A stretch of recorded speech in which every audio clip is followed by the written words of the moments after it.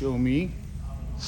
Wherever that is, side control. Now, when they move, then I have options. If they don't move and they kind of hunker down, they have good base. Give me a position.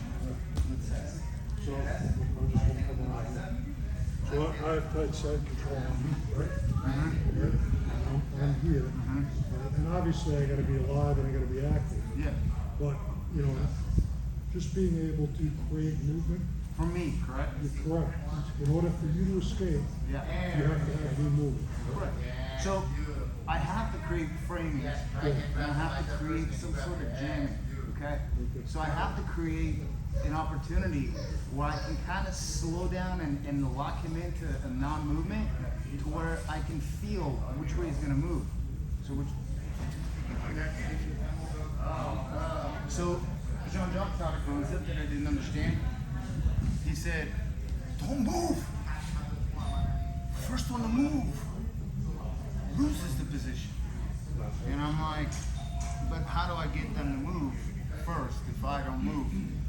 So the key is to make them feel somewhat uncomfortable to where, because of your connectivity, and that's where like that whole invisible jiu-jitsu comes into play, is I can feel you getting tense because you feel kind of uncomfortable because you're kind of framed up.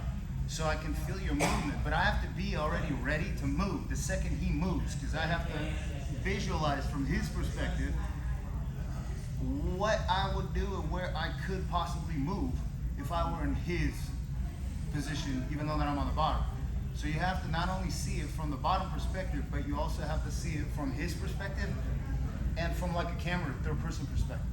The second that you can kind of go 360 around yourself and see what it looks like, you can begin to already visualize where his legs are, his hands are, and you can already begin to understand the position a lot better than just the fact that you're on the bottom.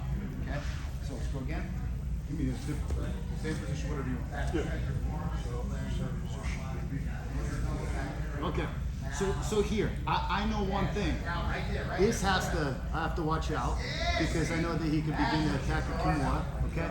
But maybe here, you see how my leg is up right here, okay? Because I don't really want him to mount. Let's rotate this way. Okay? Now from here, I'm framing his hip also.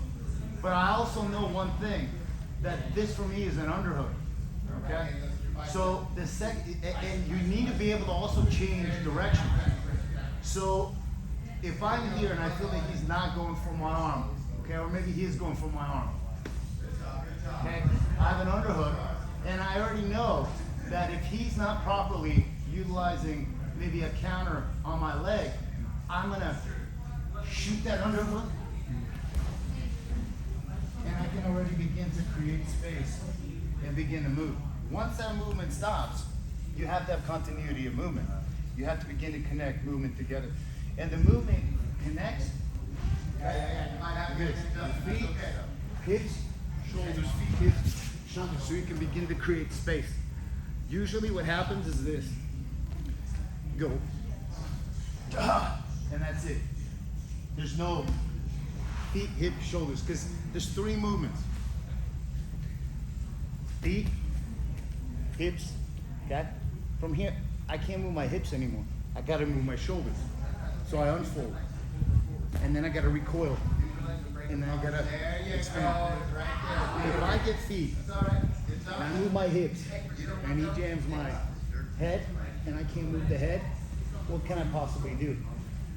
So I have to be able to frame, to move the head away, to begin to create space and begin to insert frames to create the space. But framing is body. You create frames in order to create space.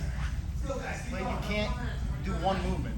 There has to be an understanding that, like, it's like saying, I'm trapped, but there's the door. And you're like, I'm gonna break myself free, but I'm gonna make one step. No, you're gonna head for that door and you won't stop till you have it until you're safe, right? Same thing out of bad positions. You do not stop. And whatever the improvement is, I guarantee you, it's gonna be better than where you were. But you gotta use your first knees and feet, elbows, hands. You gotta, give me another position. I'm running out of positions, dude. Well, you can cycle a couple times. Yeah, I did. Yeah, go ahead. I was gonna say high mount. High mount. Okay? High mount. So on high mount, okay, I know that I really screwed myself here, okay? So this is a problem for me, right?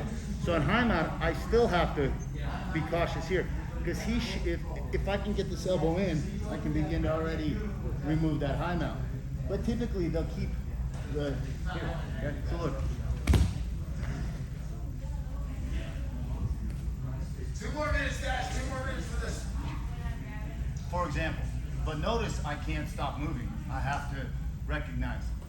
If he were to not let me dip his head and he weren't able to, and I weren't able to hook my feet, look.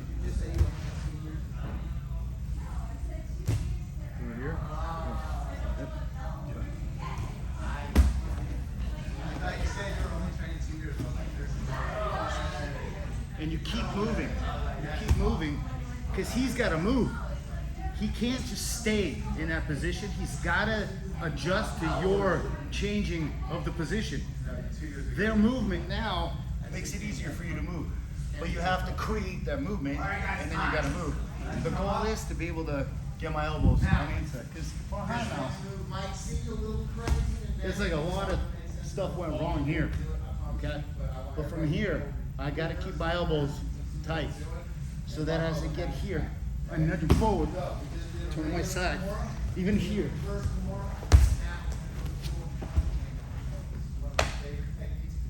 You see how much movement there was, but you create the movement and then you go. But you don't stop, look at that chair if this whole building's on fire. That makes sense? Head right out the door. So pick positions, framing, and feel them, make them uncomfortable, and be in a position where you move, but move already to improve your position. Don't just move once. Ready? 1, 2, 3. Work together, however you guys want to start in positions.